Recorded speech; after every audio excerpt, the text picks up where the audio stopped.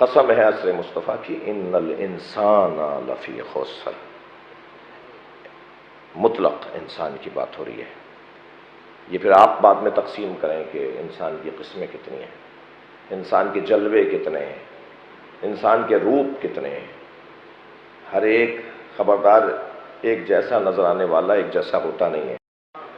ویسے بھی اللہ نے کسی کو کسی جیسا نہیں بنایا۔ نبی اور علی اور اہل بیت کی بات تو بہت بلند ہے، جو ایک جیسے ہیں وہ ایک جیسے نہیں ہیں۔ ہر ایک کے ذہن کی صلاحیت، ہر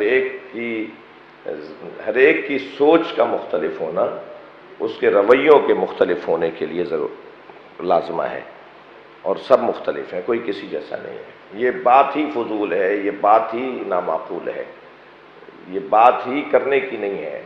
مزاح کا خیز ہے کہ کہا جائے کہ سب برابر ہیں۔ کیا مذاق ہے انسان کی شخصیت کے ساتھ کہ کہہ دیا جائے کہ سب برابر ہے۔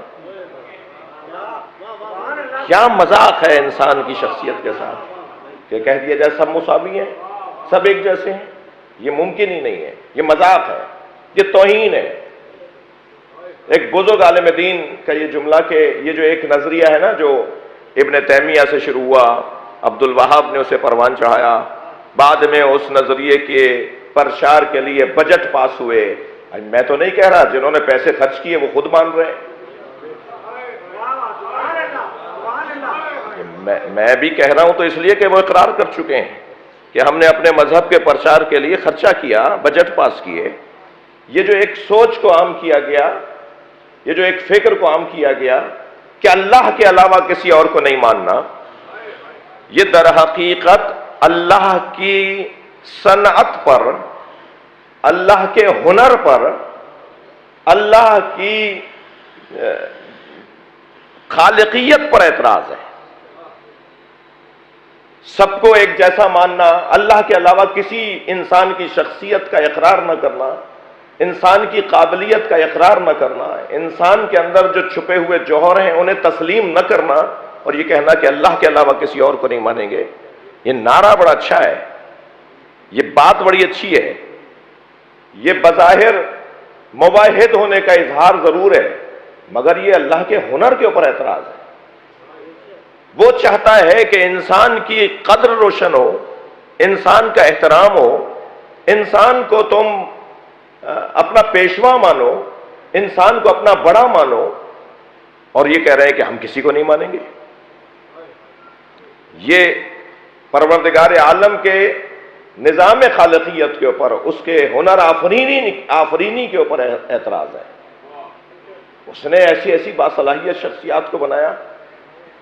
آ جائیے کل کے مضمون کے ساتھ، یہ والعصر کی قسم ہمیں انسان اکمل کی طرف رہنمائی کر رہی ہے، اور انسان اکمل آیت اللہ جوادی عاملی نے تقسیم کی ہے کہ انسان کامل نہیں، انسان اکمل۔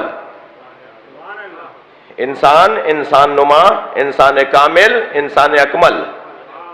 وہ جو انسان دکھائی دیتا ہے مگر حقیقت میں جانور ہے، وہ جس کا نفس لوامہ زندہ ہے وہ انسان ہے، اور وہ جو اس منزل سے گزر کر ایک بہتر منزل میں آ گیا وہ انسان کامل ہے، اور جو ان سب انسانوں کے لیے ہمیشہ رہنما رہے گا وہ انسان اکمل ہے۔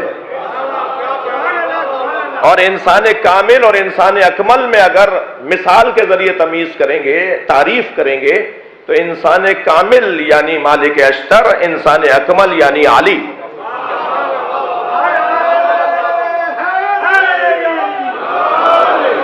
انسان کامل یعنی سلمان فارسی، اور انسان اکمل یعنی محمد مصطفیٰ صلی اللہ علیہ وآلہ وسلم۔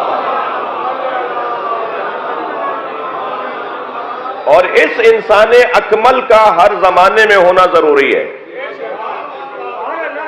کوئی ہو جو اللہ اور بندے کے درمیان واسطہ بنے، کوئی ہو جو یہاں کا پیغام وہاں لے جائے اور وہاں کے احکامات یہاں لے آئے، جسے قرآن اس انداز سے یاد کرتا ہے، الم تری کیف ضرب اللہ مثلا کلمۃ طیبۃ کشجرۃ طیبہ اصلھا ثابت، کل کی بات سے مربوط کر رہا ہوں، اصلھا ثابت وفرعها فی السماء، وہ جس کی جڑیں بہت مضبوط ہیں، چھوڑ کے نہیں جائے گا یہ۔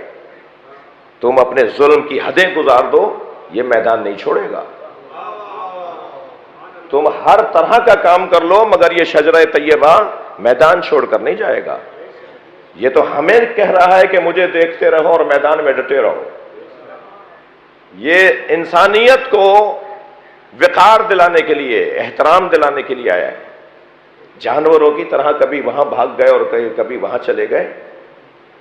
جی، نامفہوم زندگی، ابہام پر مشتمل زندگی، مبہم زندگی، یہ نہیں چاہتا کہ یہ انسان ایسے سے ایسے گزریں، ایسے چلیں، ایسے بڑھیں، اگرچہ مشکل ہے، اگرچہ بہت مشکل ہے۔ یہ چند ہی لوگ نکلتے ہیں، ان لوگوں کو بھی تعداد کا شوق نہیں ہے، مجمع لگانا ان کا مطلب ہی نہیں ہے۔ یہ گھرانہ نہیں چاہتا کہ تعداد میں لوگ زیادہ ہوں، یہ کمیت پر توجہ نہیں دیتے، یہ کیفیت پہ توجہ دیتے ہیں۔ کوئی ضروری نہیں ہے کہ 2000 لوگ ہوں تو صاحب بہت بڑا مجمع ہے، کہا نہیں 5 ہوں مگر کام کے ہوں، کم ہوں لیکن قابل ہو، کم ہوں لیکن انسان ہو۔